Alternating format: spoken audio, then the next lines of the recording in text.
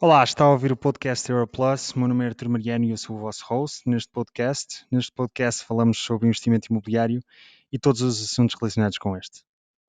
Bem-vindos a mais um episódio. Muito bem-vindos a mais um podcast Europlus. Nós tínhamos prometido reativar aqui os nossos podcasts e hoje tenho o prazer de ter comigo o professor Dr. João Confraria, que é ex-administrador executivo da Anacom e também é atualmente professor de Regulação Económica e de Políticas Públicas na Universidade Católica. Professor, muito obrigado por ter aceito este nosso convite e estar aqui um bocadinho connosco a falar de economia. Obrigado pelo convite. Ora, essa, eu é que agradeço. Ora bem, professor, eu tinha-lhe dito que iríamos partir aqui este podcast em 3 partes e a primeira parte eu gostaria de abordar consigo a possibilidade real de nós, Portugal, embora esta pandemia do Covid-19 seja precisamente uma pandemia, portanto está alastrada para todo o mundo, mas essencialmente a possibilidade de nós, Portugal, entrarmos aqui numa real crise económica. Eu devo dizer que eu comecei como um otimista, até porque achei que íamos controlar esta pandemia de uma forma muito rápida, porque partimos economicamente em desvantagem, por exemplo, em relação a Espanha e Itália, não é? Mas em termos de timing, em muita vantagem em relação a estes 2 países, porque pudemos ver aquilo que foi a situação horrível pela qual eles passaram e pudemos, no fundo, enfim, levar isso em conta antes de nós começarmos a lidar com a pandemia. Depois, quando a coisa também estava no início, muitos bancos de investimento, por exemplo, nos Estados Unidos, falaram desta saída em V, muito rápida, e havia, de facto, muitas opiniões otimistas. Eu próprio comecei como um otimista, mas hoje estou mais pessimista. Ou seja, olhando para os apoios concedidos pelo governo, acho, muito honestamente, que não vão chegar para contornar, ou para controlar, aliás, aquilo que possa ser o impacto que já estamos a viver hoje. Portanto, já temos muitas pessoas em layoff, muitas empresas que já disseram que não vão abrir novamente, outras não sabem o que é que o futuro lhes espera e podem também colapsar. Depois Mário Centeno veio dizer que por cada 30 dias úteis de paragem na economia nós iríamos ter uma queda no PIB de 6,5%, e nesta última semana o FMI apontou mesmo para uma queda de 8% no PIB global, e para níveis de desemprego de 14%, que nos últimos anos só foram batidos nos anos duros da crise, em 2012 e 2013, segundo os dados que nós temos. O professor concorda com esta análise? Qual é a real possibilidade de nós, Portugal, entrarmos numa crise económica séria? O problema que há dos economistas fazerem, e homens de negócios fazerem previsões sobre isto, é o de estarmos a fazer previsões sobre uma coisa que não percebemos nada, que é questões de saúde e de epidemias. Tanto quanto, e portanto, as primeiras pessoas a quem é preciso ouvir são os epidemiologistas e os especialistas na área da saúde. Tanto quanto se sabe, aliás, as previsões macroeconómicas do FMI terão contado com a colaboração de alguns especialistas nessa área para a elaboração de cenários sobre a evolução da pandemia. Esse cenário que refere do FMI, da queda dos 8% no PIB, julgo que é um cenário que eles consideram, ou melhor, que tem subjacente uma perspectiva favorável sobre a evolução da pandemia. É um cenário onde se admite que os piores efeitos da pandemia se fazem sentir no segundo trimestre, e depois no terceiro trimestre e no quarto trimestre dá uma recuperação rápida e um regresso relativamente rápido à normalidade da atividade económica. Também admite que os atuais efeitos adversos que nós já começamos a ver nos mercados internacionais relativamente aos títulos da dívida, quer dos países mais pobres, quer dentro da zona euro, enfim, os títulos de dívida de Portugal, de Espanha, da Itália, que alguns desses efeitos adversos depois também acabam por desaparecer no final deste ano e ao longo do próximo ano. E, portanto, essa queda de 8%, olhando para aquilo que parecem ser as hipóteses de base que subjazem às estimativas feitas, parece ser otimista.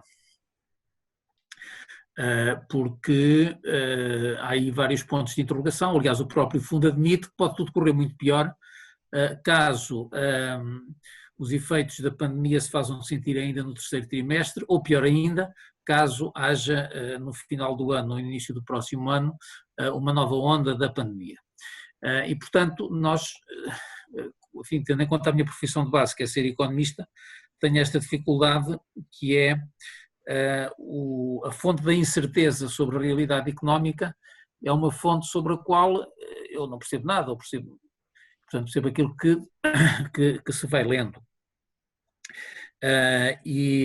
Portanto, julgo que a primeira coisa que há aqui a fazer e que os governos deviam fazer era fazer navegação à vista, tendo em conta a opinião das autoridades de saúde e a posição das autoridades de saúde, vão-se tomando as medidas que se revelem mais adequadas e prudentes e que de alguma forma minimizem o choque na atividade económica.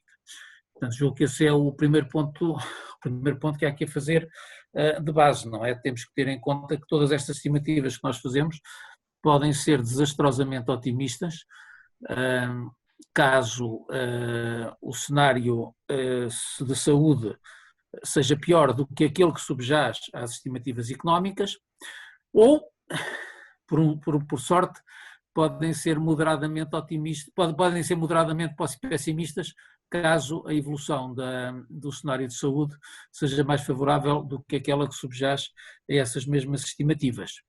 Portanto, vale a pena, julgo eu, fazer, sobretudo nesta matéria, navegação à vista e ter em conta as medidas incrementais que se vão podendo fazer a partir daquilo que as autoridades de saúde venham a considerar que seja razoável. Porque aqui repare que não há um conflito entre economia e saúde. A vida humana também tem valor económico e se calhar algum do dinheiro mais bem gasto dos últimos anos foi o dinheiro que nós estamos a gastar a salvar vidas humanas nesta pandemia. Se calhar é um dinheiro que tem uma rendibilidade muito maior do que o que ganhámos com as vidas humanas que foram salvas do que o dinheiro que gastámos em muitas outras coisas. E, portanto, não há necessariamente uma incompatibilidade entre as duas coisas. A minha posição de base é, de facto, a de que devemos partir do que as autoridades e os especialistas da saúde dizem e só a partir daí tentar definir algumas medidas que minimizem os custos da pandemia na atividade económica. Exatamente, eu estou a vê-lo com muita atenção e estava aqui a pensar... Tenho uma perspectiva um bocadinho conservadora em relação ao que alguma citação dos últimos tempos. Exatamente, eu estava a vê-lo com muita atenção, mas estava aqui a pensar em duas ou três coisas. A primeira é, relativamente a outros países europeus que por certo terão ouvido especialistas, tão especialistas como nós, na questão da epidemia, quer dizer, antes de mais um ponto prévio, é óbvio, para mim pelo menos, que a duração e a extensão da crise que nós venhamos a viver esteja dependente da duração e da extensão da pandemia, não é? E, portanto, percebo a ideia de fazermos essa navegação à vista que o professor fala e começarmos com medidas eventualmente mais contidas e depois, em função daquilo que seja a propagação, ajustarmos essas medidas. Mas, por outro lado, eu estava aqui a pensar que, comparativamente com outros países da União Europeia que anunciaram medidas de 10% e 12% do PIB, no caso de Espanha e Itália, mas comparado com a Alemanha, que foi 22% do PIB, o que em termos absolutos é 3 vezes o nosso PIB, 750 mil milhões de euros, depois da Alemanha, parece-me que houve países que levaram esta pandemia logo a sério desde o início e não quiseram esperar para ver o que é que ia acontecer, e nós estamos mais a jogar para ver o que é que pode acontecer. Por outro lado, a Direção-Geral de Saúde, quando esta pandemia começou, eu não sei se teve conhecimento ou se lembra dessa declaração, de terem dito que o número expectável de infectados em Portugal seria 1 milhão de pessoas. Ora, com 1 milhão de pessoas, por menos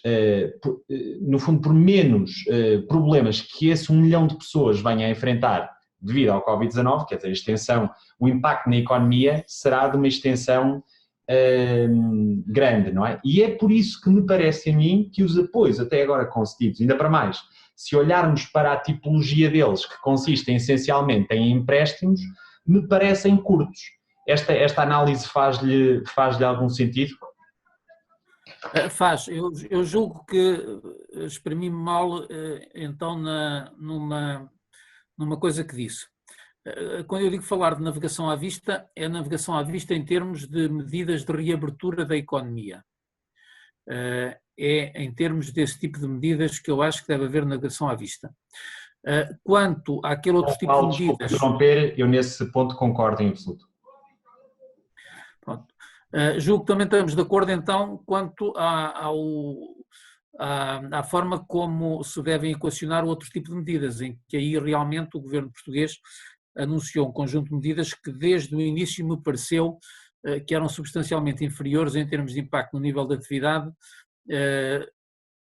relativamente às medidas anunciadas, mesmo por Espanha, porque desde o início as medidas anunciadas pelo governo espanhol andavam entre os 10% e os 20% do PIB. Depois de França, enfim, e o caso da Alemanha. E aí realmente parece-me que, se for possível, devíamos tentar fazer mais, porque era importante garantir que, acho eu, e isto é uma opinião que é facilmente criticável, mas eu pessoalmente sou um bocadinho da opinião que na medida do possível se deveria tentar manter que as organizações atualmente existentes continuassem a funcionar. Diz-se, mas depois da crise há de haver muitas que terão que ir à falência e outras sobrevivem. Está bem, mas mesmo assim é melhor, julgo eu, do ponto de vista psicológico e do ponto de vista social, que as pessoas estejam numa situação para já de layoff, sem ainda perderem, de layoff na definição legal atual do layoff, e portanto sem perderem uma relação contratual com a empresa, e depois quando a economia começar a retomar logo se vê, do que agora ficarem as pessoas já sem forçar as pessoas e forçar uma situação em que as pessoas perdem as relações contratuais com as empresas e portanto ficam sem poder sair de casa e além disso numa situação bastante mais desprotegida. E portanto julgo que do ponto de vista social era importante reforçar esse tipo de medidas e para as empresas que continuem em funcionamento garantir a capacidade de pagamento de salários e de pagamentos aos fornecedores e pagamentos de rendas e essas coisas todas. E realmente aí fica por ver se as medidas que o nosso governo até agora tomou são suficientes para isso ou não. Dá a ideia que, por um lado, estão a ser usadas e, portanto, estão a ter algum impacto e estão a ter alguma utilidade. Por outro lado, eu não conheço exatamente os números dos gastos até agora realizados, nem da procura, mas a avaliar por aquilo que as associações empresariais dizem, fica-se com a ideia de que os apoios existentes ficam um pouco aquém daquilo que as empresas consideram necessários. Bastante aquém daquilo que as empresas consideram necessário. Sim, até porque a primeira linha de apoio para a Covid-19, portanto, linha de crédito às empresas, foi rapidamente esgotada e eles tiveram que abrir uma segunda, não? Isso próprio diz já... Sim, mas isso é natural em todos os países, nos Estados Unidos também, que fizeram um pacote gigantesco e já estão a discutir outro pacote gigantesco, não é? Os alemães que neste aspecto se calhar são mais previdentes e têm maior capacidade de analisar e tomar as medidas necessárias e também neste momento têm mais dinheiro para o fazer, é que se calhar tiveram logo uma perspectiva mais realista desde o início. Certo, pois eu acho que no fundo a grande diferença é também as possibilidades de cada governo e então se começarmos já a falar da dívida pública vamos perceber que países é que estão bem posicionados para efetivamente lançar medidas grandes e nós enfim lançamos na medida do possível, mas por outro lado também a Itália tem a maior dívida pública da União Europeia, salvo erro, e anunciou um pacote bastante maior do que o nosso. E, portanto, eu fiquei sempre com a sensação de que, de facto, o governo português estava a falar de poucos apoios. E fiquei mais preocupado naquilo que estava a tocar, que é a tipologia desses apoios, que se prendem essencialmente com empréstimos, e eu acho que o tecido empresarial em Portugal é fraco, tem uma cultura fraca. Nós temos um salário, como falo com outro convidado num outro podcast, um salário mediano à escala europeia muito próximo do salário médio, temos uma economia de facto com níveis de valor acrescentado bastante mais baixos que outros países e esta tipologia de apoios serem essencialmente na forma de empréstimos parece-me de facto curta. Eu lancei uma ideia que gostaria que o professor comentasse e, enfim, se calhar é é fácil, para mim, expor aqui assim uma coisa tão rápida e é algo que necessitaria de uma reflexão mais profunda, mas em todo o caso convidaria o professor a refletir sobre esta ideia que eu lancei num vídeo que fizemos para o nosso canal, que foi a ideia de que não acho que empréstimos por parte do governo vão de facto alimentar a economia e estancar este dano e esta sangria que o Covid-19 já está a causar, independentemente daquilo que venha no futuro, e eu optaria, claro que estamos aqui eventualmente limitados pelas possibilidades do governo, mas admitindo que é possível, e eu posso aqui dar números que me parece ser possível, por medidas que efetivamente injetassem capital na economia. E, em particular, propus uma medida que, para reflexão, não acho que seja um dogma que deva ser feito ou não, mas para reflexão, que era a construção de um hospital no centro do país para tratar doentes Covid-19, portanto, do ponto de vista pandémico e do ponto de vista social de saúde, seria uma mais-valia. Por outro lado, agregaríamos todos os doentes Covid-19 no mesmo sítio, porque neste momento o Sistema Nacional de Saúde, como todos sabemos, já está a transbordar e temos várias notícias ultimamente a dizer que efetivamente doentes que realmente precisam de aceder ao Sistema Nacional de Saúde, como doentes oncológicos, doentes que estão a ter infartos, etc., deixam de ir porque estão com medo de serem infectados. E, por outro lado, isso potenciava um investimento público grande, eu não sei quanto é que custaria esse hospital, e isso sim seria injetar dinheiro na economia. Claro que teria que ser muito bem regulado, nomeadamente adjudicado a empresas nacionais, os materiais teriam que ser primariamente comprados em Portugal, mas pedir-lhe só a sua opinião relativamente a uma medida como estas, que injeta capital na economia e traz já um grande benefício para a pandemia, e claro que o hospital, quando o Covid-19 passar, terá que ser requalificado para necessidades do Sistema Nacional Público, versus estas medidas que são essencialmente empréstimos. Deixe-me ir por partes. Você, com essa pergunta, está a fazer umas 3 ou 4 perguntas diferentes ao mesmo tempo. É verdade. Tanto quanto eu percebi. Vamos à primeira parte, que é a questão dos apoios serem concedidos sob a forma de empréstimos versus a alternativa que é preferida pelas empresas, que é injeções de capital a fundo perdido.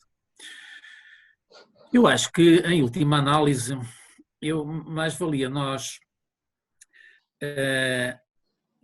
pormos os pés na terra e percebermos que estamos a falar de perdas salariais, em qualquer dos casos. Porque, repare, se o governo for fazer injeções de capital a fundo perdido, enfim, melhora a tesouraria das empresas, e as empresas, apesar de tudo, recuperaram um bocadinho os capitais próprios. E agora podem ser, essa recuperação que eles tiveram que as empresas tiveram desde 2012 pode ser agora consumida com esta crise. E depois, do ponto de vista da tesouraria, também melhorava. E, portanto, o governo reforçava um bocadinho a estrutura financeira das empresas e a estrutura e a tesouraria das empresas. Tudo bem. Mas depois era preciso pagar isso. É preciso pagar. Isso vai ser pago através de impostos. Não é? E os impostos vão ser pagos por quem? Provavelmente as empresas não estão a contar a pagar muitos, até porque, regra geral, têm maior capacidade de, não estou a dizer de fugir aos impostos, mas têm maior capacidade de planear e de evitar a tributação e de fazer planeamento fiscal eficiente do que os trabalhadores por conta de outrem. E, portanto, a maior parte dos impostos vão ser pagos pelos trabalhadores de conta de outrem e, em alguns casos, pelos acionistas e pelos donos das empresas, na medida em que haja dividendos distribuídos e que haja lucros distribuídos.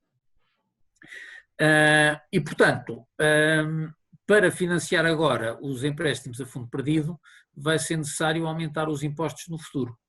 E, portanto, vai ser necessário forçar o rendimento real das pessoas que recebem o rendimento tributável, vai diminuir significativamente por causa desses impostos. Se agora formos pelo lado dos empréstimos, o que é que acontece? As empresas passam a ter uma estrutura financeira mais equilibrada, têm mais dívidas, têm mais juros a pagar no futuro, mas a posição financeira do governo está melhor, em princípio, salvo no que diz respeito às empresas que acabarão por ir à falência, o governo acaba por recuperar esse dinheiro. Agora, do ponto de vista dos trabalhadores e dos sócios das empresas, vai dar ao mesmo, porque para poderem pagar os juros, e poderem manter a competitividade das empresas, vão ter que descer os salários e vão ter que descer os lucros distribuídos. E, portanto, vão também ser eles a pagar. De um lado, vão pagar a conta através de mais impostos, do outro lado, vão pagar a conta através de salários mais baixos e de lucros mais baixos. Em alguns casos, se calhar, o ónus recairá sobretudo sobre trabalhadores por conta de outra, e, em outros casos, recairá talvez um pouco mais sobre os donos das empresas, os acionistas e os sócios.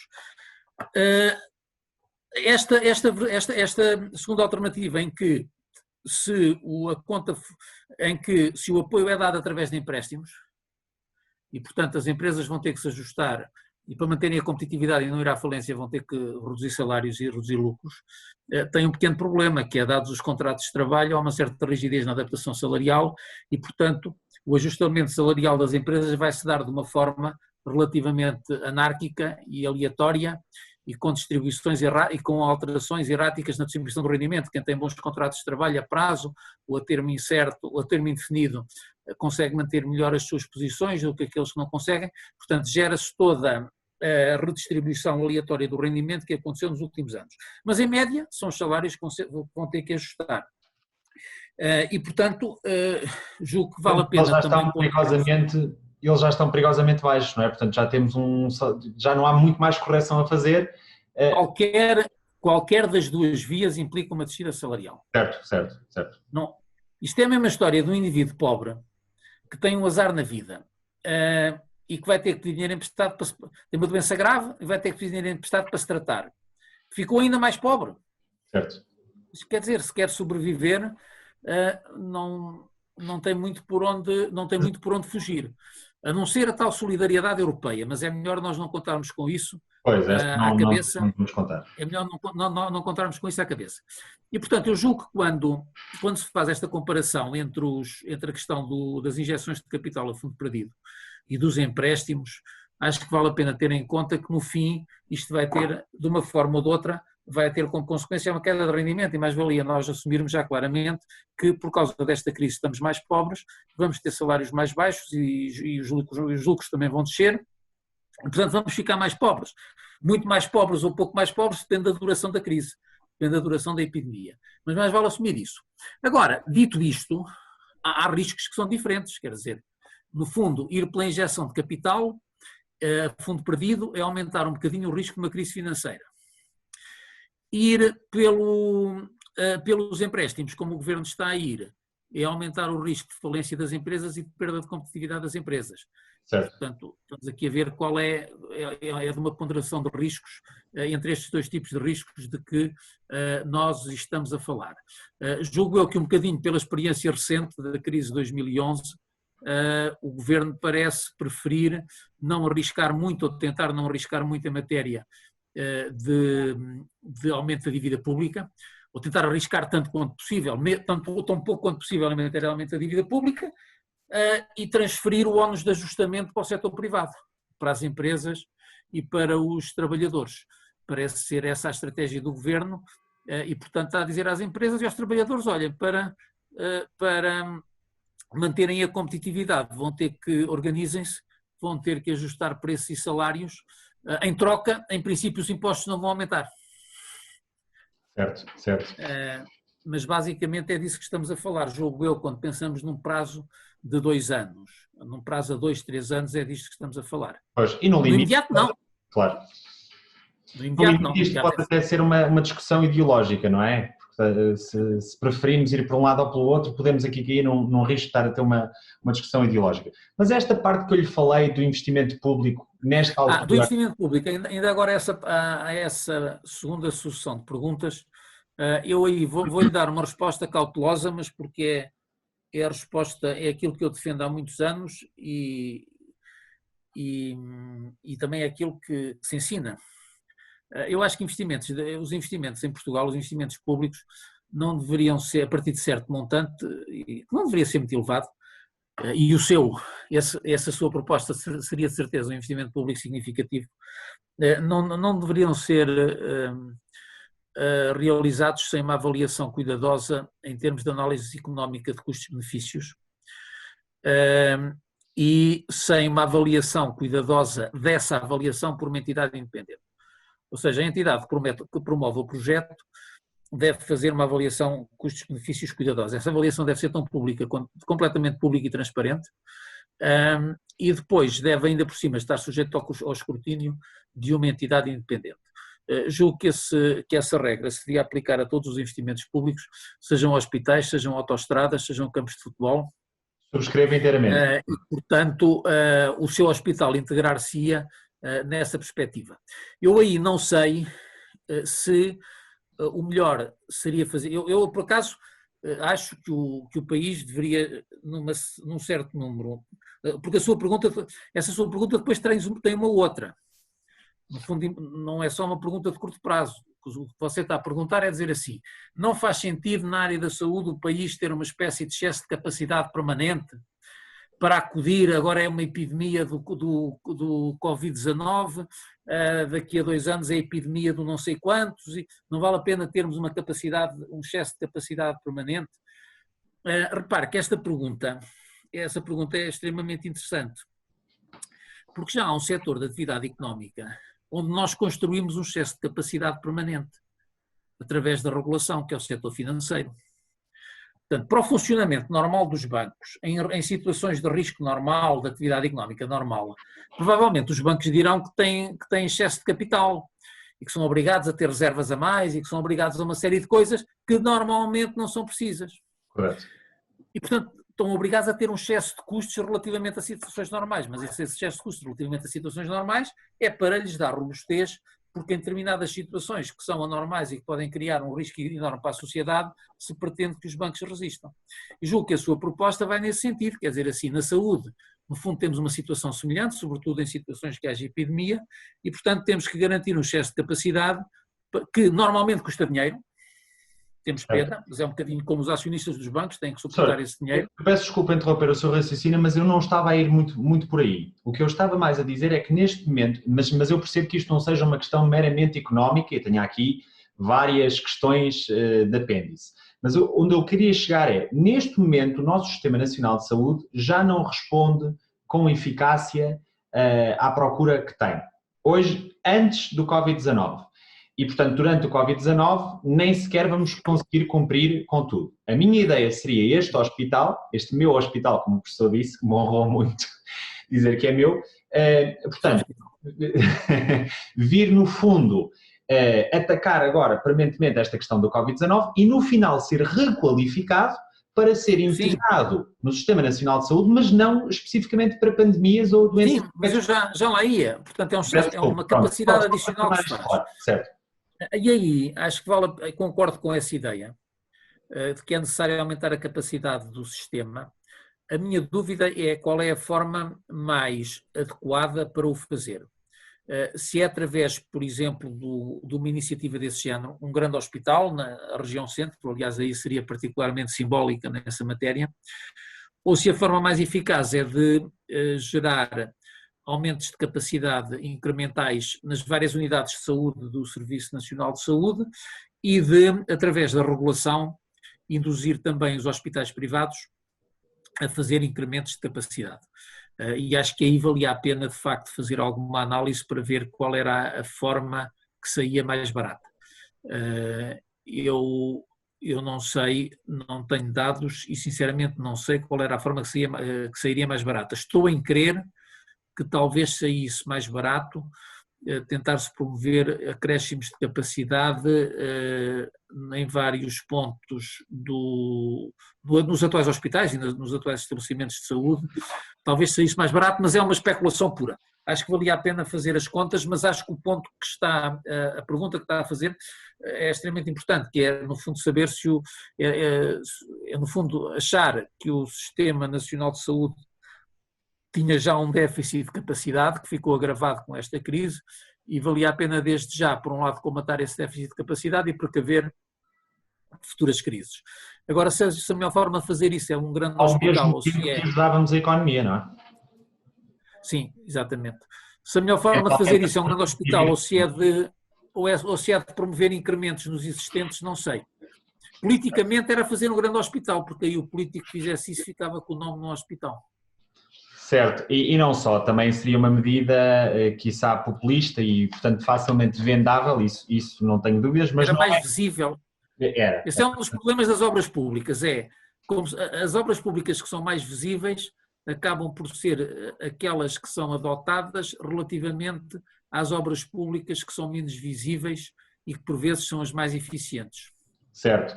Pois é, por isso é que devia haver sempre esse teste de análise de custos-benefícios para todas as obras públicas. Concordo inteiramente com o professor. Aliás, eu doutorei-me na Alemanha, vivi lá há 5 anos, eu acho que o nível de transparência que de facto existe numa obra pública na Alemanha, comparativamente com Portugal, é aberrante. E, portanto, acho que de facto é, ainda para mais, com um nível de dívida pública que nós temos, ainda mais cautelosos e transparentes, no fundo, devíamos ser nesta matéria. Acho que qualquer pessoa sóbria do ponto de vista intelectual quereria uma coisa destas, não é? Pronto, eu estava de facto a lançar esta ideia porque não ouvi ninguém falar numa medida de investimento público específico, não é? Porque teríamos aqui uma medida que ataca tanto a pandemia como o problema económico, eventualmente à custa de aumento de dívida pública, no limite, mas também dizer que a nossa queda no PIB a fazer fé nas previsões do FMI de 8%, são quase 20 mil milhões de euros. Eu tenho a certeza que com uma ínfima parte disso se faria um hospital. Mas enfim, teríamos aqui muito mais. Esta questão já daria para o podcast todo, com certeza, não é? Mas esse hospital não evitava a queda do PIB. Certo, é verdade, mas talvez atenuaria, não é? Atenuaria para a próxima, se calhar. Ainda nesta, porque se várias empresas de construção neste momento não possam ou estejam privadas de atividade económica, este investimento... Em quanto tempo é que demoram a fazer isso?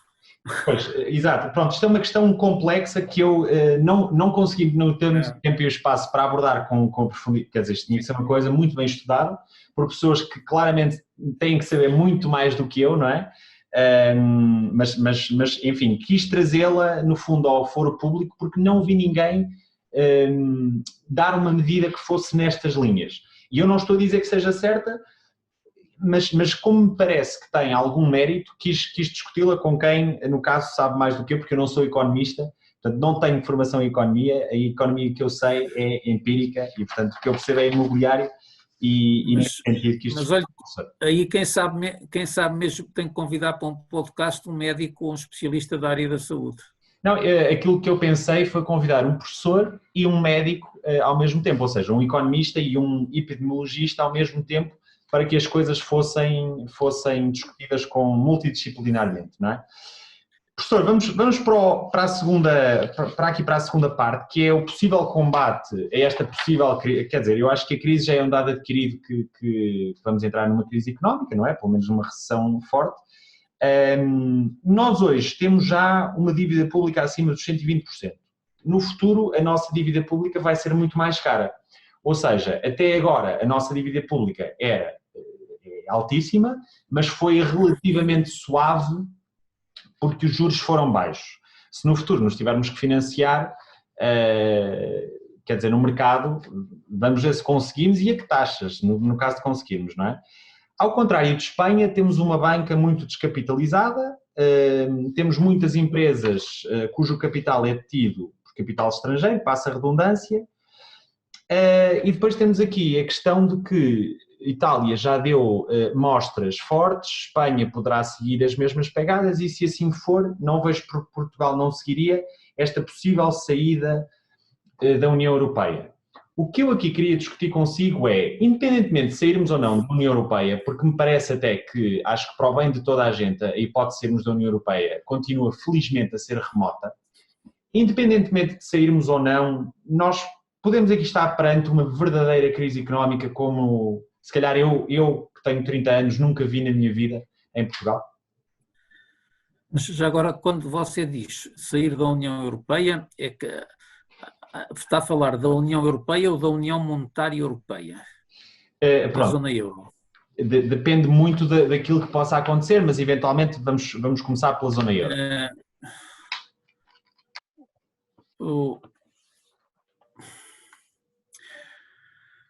Vamos lá ver, neste momento até hoje, quem ganhou mais com a zona euro foram os alemães e os holandeses. E quem perdeu mais com a zona euro foram... Quem perdeu mais, não sei se foi uma perda líquida, alguns estudos que sugerem que foi uma perda líquida, foram os países do Sul. E isto aconteceu porque a zona euro, de facto, a moeda alemã e holandesa, a moeda com que as empresas alemãs e holandesas passaram a fazer negócios, passou a ser mais fraca do que as suas antigas moedas, porque tinham os do Sul à mistura, e isso aumentou as suas exportações.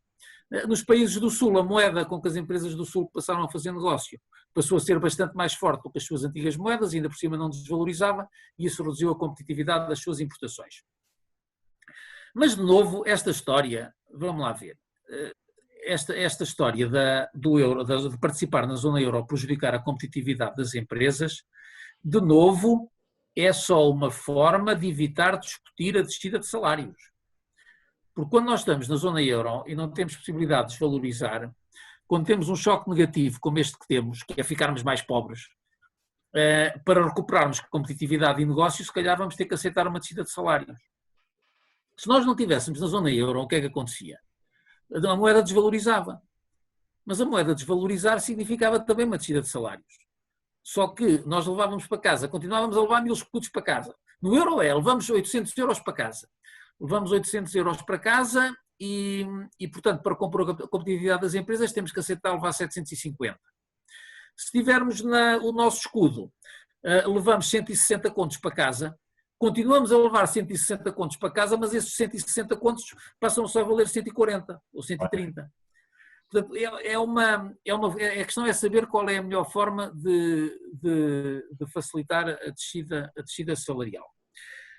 E, portanto, em boa medida, isso parece-me uma falsa discussão. Até porque não é uma discussão falsa, mas é falar isso deve-se falar em termos de qual é a melhor forma de facilitar o ajustamento da economia.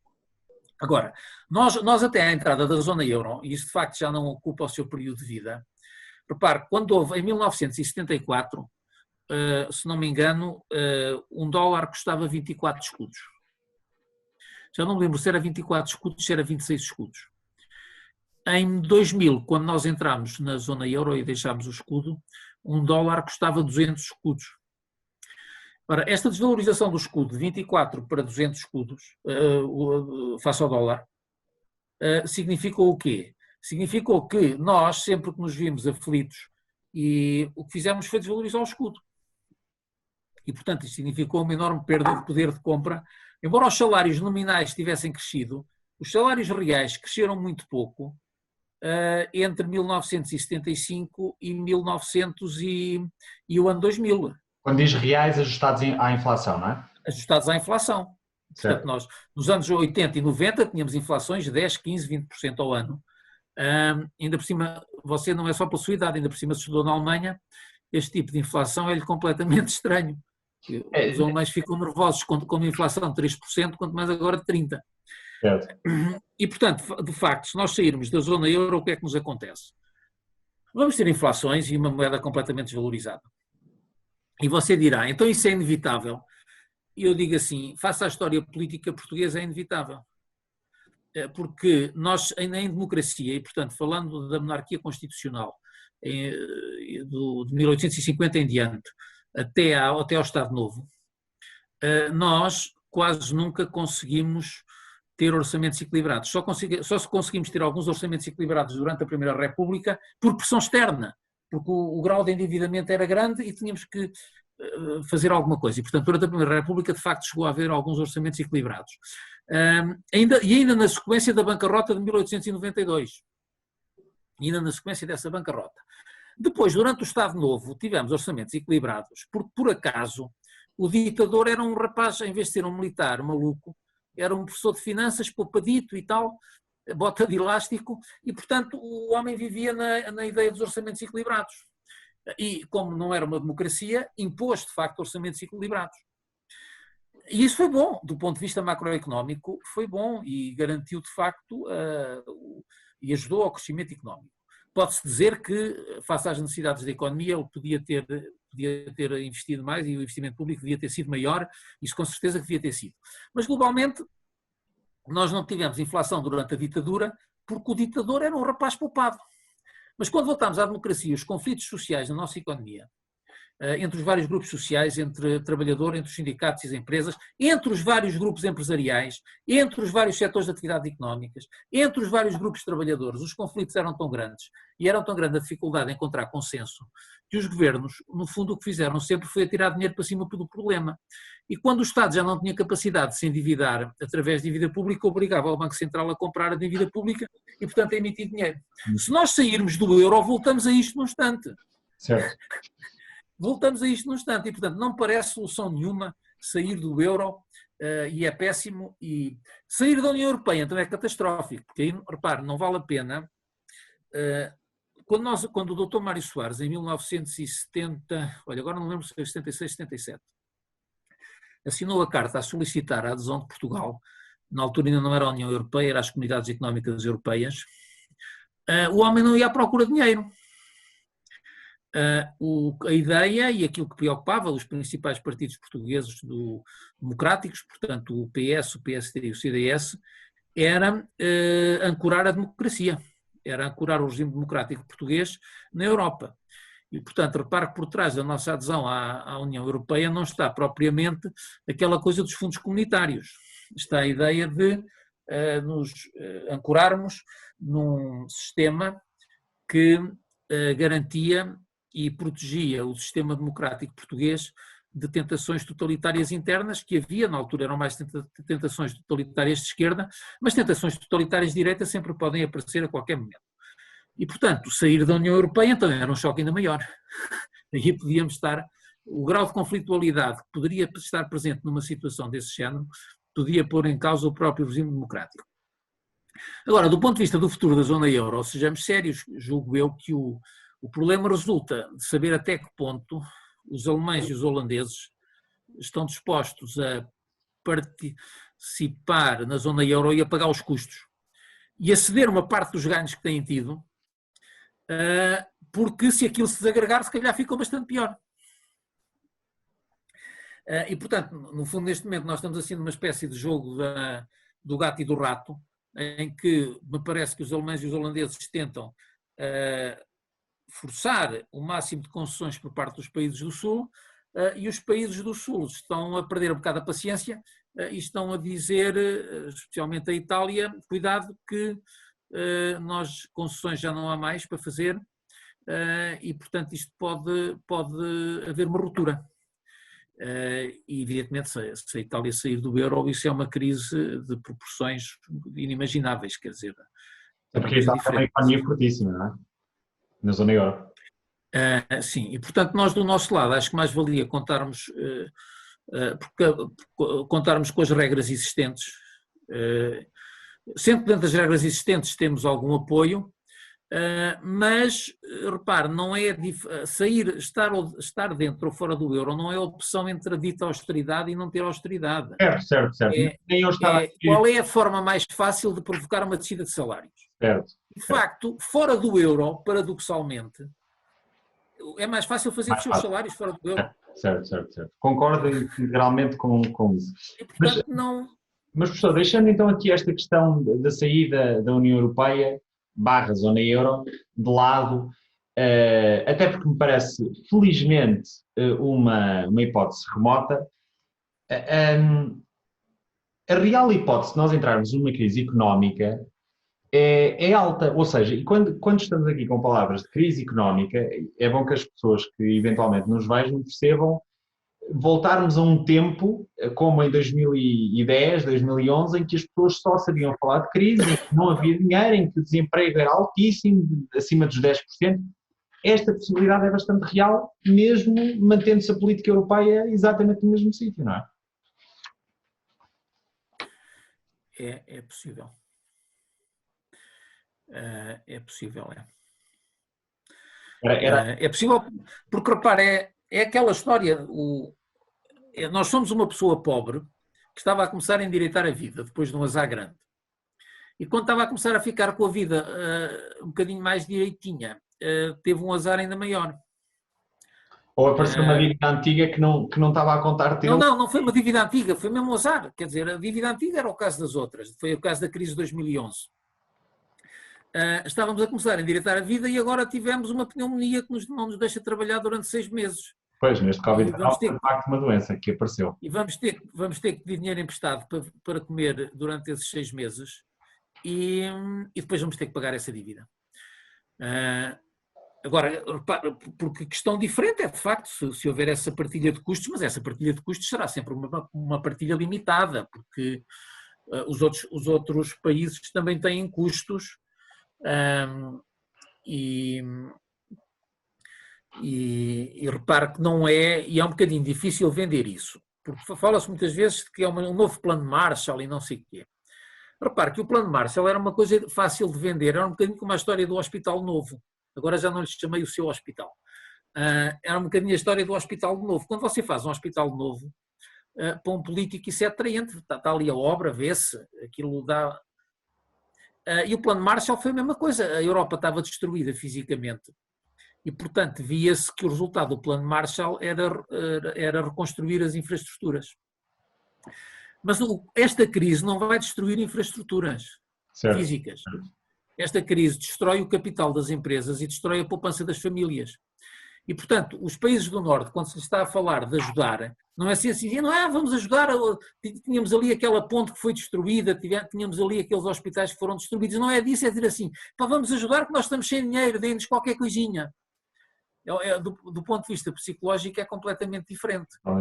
Porque, de facto, o que há que reconstruir é a estrutura financeira das empresas e é a poupança das famílias. E aí aquela gente está com dificuldade de perceber que se não houver aí uma abordagem europeia comum, isso pode ter efeitos adversos a médio prazo. E isso é um dos grandes pontos de interrogação quanto ao futuro. Mas talvez, se calhar, essa incerteza e os indicadores que temos hoje que a mim me preocupa em particular. Professor, saltando aqui para o último tema imobiliário, eu queria aqui falar um bocadinho sobre isto, portanto, juntando as peças que estão para trás e pedia que me acompanhasse nessa linha, que é, com pelo menos a minha visão de que aquilo que está a ser feito está a ser feito aquém, não das possibilidades, está a ser feito aquém, ou seja, até admito que neste momento em Portugal não haja capacidade para mais. Com esta segunda parte que falámos, que há a real possibilidade de entrarmos numa crise económica pura e dura, decorrente de uma crise que não foi financeira, não é? mas que nos pode levar a isso.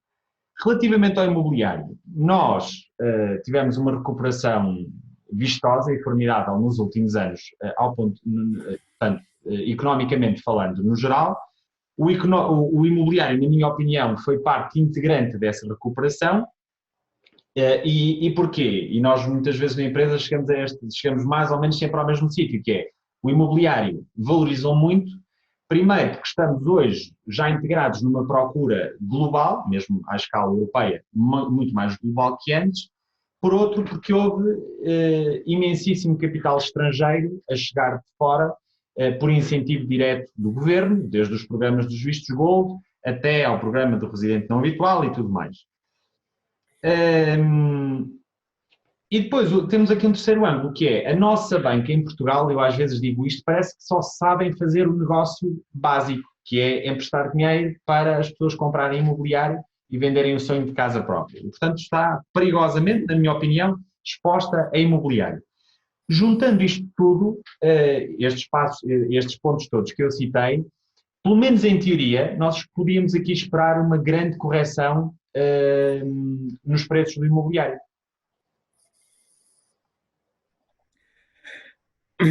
Sobre o imobiliário você sabe infinitamente mais do que eu. Eu nunca trabalhei na área do imobiliário e de facto não é a minha área de especialidade. Mas tenderia a dizer que sim.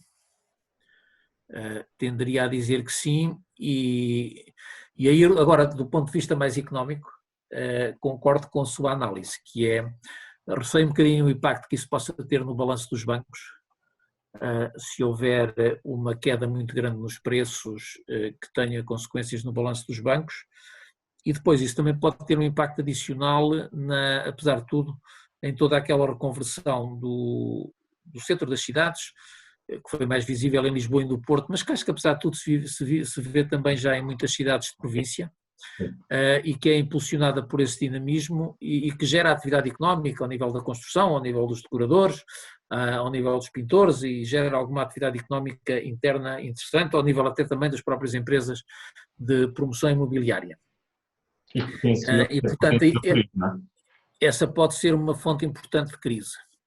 A única coisa menos positiva que eu vejo nisso, mas está muito centrada em alguns bares de Lisboa e no Porto, é que se houver uma descida de preços, pelo menos pode ser que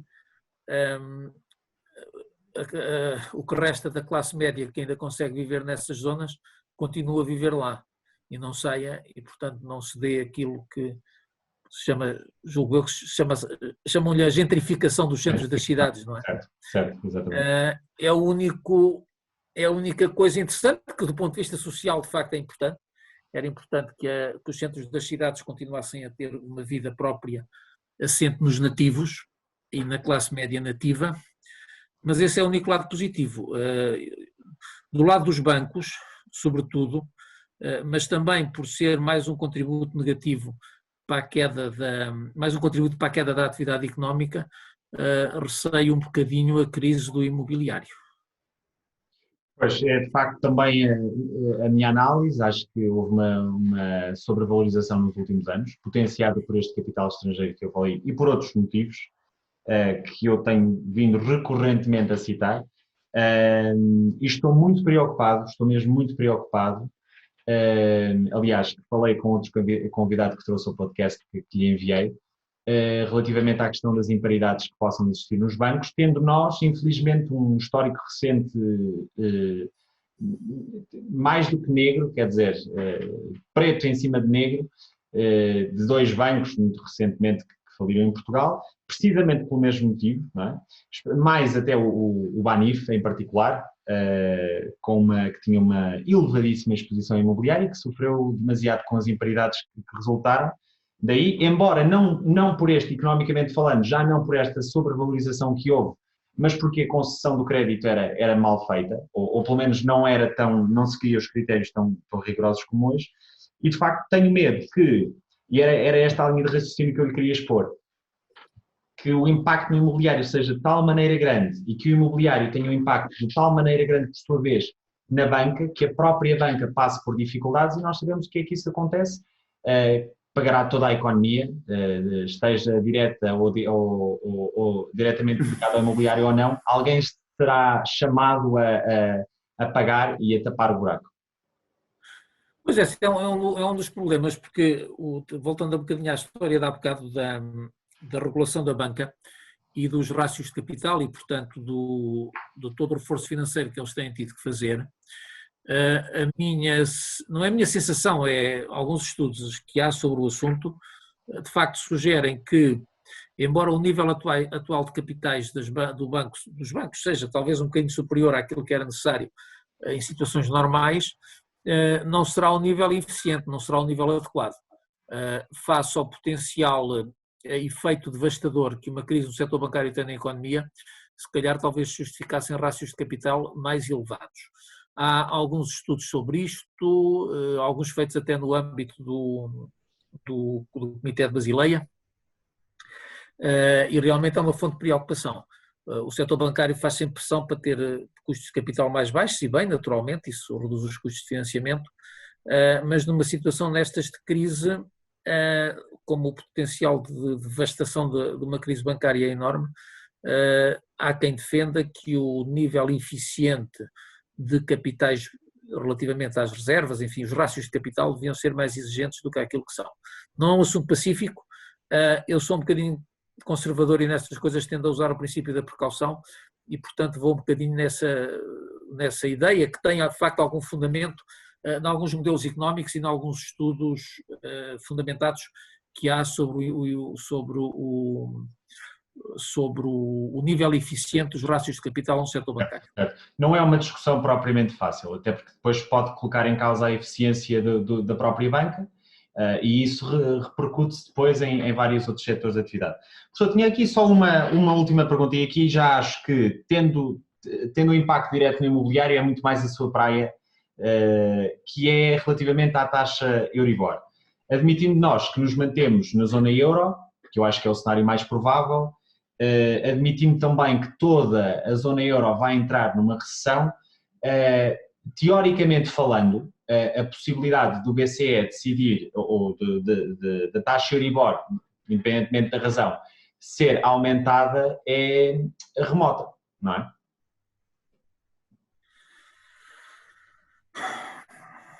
Pois eu aí estamos a entrar num assunto que eu de facto neste momento não conheço alguns estudos sobre isso, que é o impacto das taxas Euribor muito baixas e desta política do Banco Central Europeu na poupança das famílias e na distribuição dos custos de ajustamento entre aqueles que têm poupança e aqueles que não têm, na distribuição dos custos de ajustamento entre os países do Norte e os países do Sul. Julgo que esta política do Banco Central Europeu tem de facto gerado uma grande redistribuição do rendimento dos credores para os devedores, ou seja, das pessoas que têm poupança para as pessoas que têm dívidas, e portanto globalmente dos países do Norte para os países do Sul. Julgo que poderá continuar no mesmo nível, mas não estou a ver que possa ser reforçada, mas não sei se um reforço delas pode ser mais uma fonte de tensão na zona euro. Pois, e era por aí que eu estava a querer dizer que a hipótese de ser reforçada seja baixa. Pode ser uma fonte de tensão na zona euro, e aí de facto pode ser que os países, nestas coisas dos mercados, o que conta um bocadinho é a percepção que os mercados têm sobre a robustez de uma instituição. E neste caso, se os países membros da zona euro se entenderem quanto ao tal fundo de recuperação, eu acho que é melhor chamar-lhe fundo de recuperação do que fundo de reconstrução, porque a gente não está a reconstruir nada, não há nada que foi destruído. Quanto ao tal fundo de recuperação, se entenderem contra isso, eu acho que isso é um sinal suficientemente robusto, e se for, enfim, um entendimento que tenha expressão quantitativa, isso pode ser um sinal suficientemente robusto aos mercados para resolver algumas das preocupações de que temos estado aqui a falar. Certo, pois, era por aí que eu queria ir. Também não esquecer que alguma dívida pública está, ou pelo menos uma subida na Euribor se reflete diretamente na dívida pública de alguns países que já é alta e que já é difícil de pagar assim, não é? Portanto, de outra forma, aquilo que eu previa, curiosamente, há um ano atrás, que a Euribor iria potencialmente disparar, hoje tenho uma opinião contrária. Claro que ninguém conseguiria prever o Covid-19 e eu muito menos, não é? Mas de facto acho que o Covid-19 possa vir a ter alterado aqui o paradigma da Euribor. Professor, agradeço-lhe profundamente ter dedicado este tempo e ter despedido algum deste tempo. Teríamos aqui muito mais assuntos e já viu que eu sou conversador e que gosto de fazer algumas perguntas que dão para divagar e, portanto, poderíamos aqui estar horas.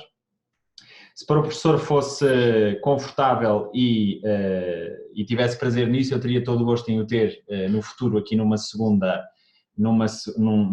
sessão no nosso podcast, eventualmente também para avaliarmos aquilo que dissemos neste primeiro e dizermos há 3 ou 4 meses atrás, quando ainda não se sabia bem, nós damos aquilo e o que é que aconteceu. Portanto, agradecer-lhe mais uma vez o facto de ter vindo aqui ao podcast. Muito obrigado pelo convite, estou à disposição para o caso de achar útil, se quiser, para participarmos numa outra discussão, nem que seja para avaliarmos a dimensão das asneiras que estive a dizer agora. Mas é sempre... Eu tive um professor meu que dizia que a melhor coisa que havia era quando nos pediam estudos de projeções a longo prazo, porque essas, quando o longo prazo se concretizasse, já toda a gente se esquecia do estudo e ninguém ia ver as asneiras que tínhamos dito. E ele dizia que o pior era quando tínhamos que fazer projeções a curto prazo, porque essa dava para ver logo se dizíamos asneiras. Exatamente. Portanto, você quer ver, mas enfim, estou à disposição, se achar útil. Tenho muito gosto em colaborar com esta iniciativa de responsabilidade social da sua empresa. Não, eu terei todo o gosto porque foi verdadeiramente muito, muito interessante para mim termos aqui esta hora de conversa e desfrutei muito honestamente desta hora de conversa. Espero que o professor também tenha tido prazer nela portanto, por isso é que faço questão de o trazer novamente. Muito obrigado então mais uma vez. Eu vou só despedir-me aqui da audiência, por favor não aguente só um bocadinho para eu dizer aqui umas notas finais. Pronto, espero que tenham gostado.